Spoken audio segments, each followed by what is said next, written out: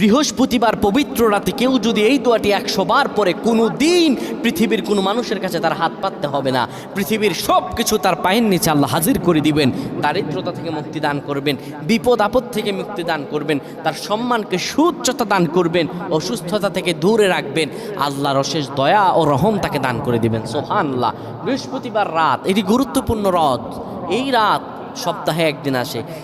আরবিতে রাত আগে আসে, দিন পরে আসে। সুতরাং বৃহস্পতিবারের যে দিন গিয়ে রাত, এটি বৃহস্পতিবার রাত নয়, এটি শুক্রবারের রাত, এটি জুমাবারের রাত, এটি দোয়া কবুলের রাত, আল্লাহর কাছাকাছি হওয়ার রাত। সুবহানাল্লাহ।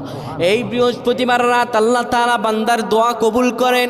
কেউ যদি বৃহস্পতিবার রাতে ঈশা নামাজের পরে পবিত্র হয়ে ইয়া হাইয়ু ইয়া হাইয়ু ইয়া হাইয়ু ইয়া রফিয়ু ইয়া রফিয়ু ইয়া রফিয়ু এই দোয়াগুলো পড়তে পারে 100 বার, আল্লাহ রাব্বুল আলামিন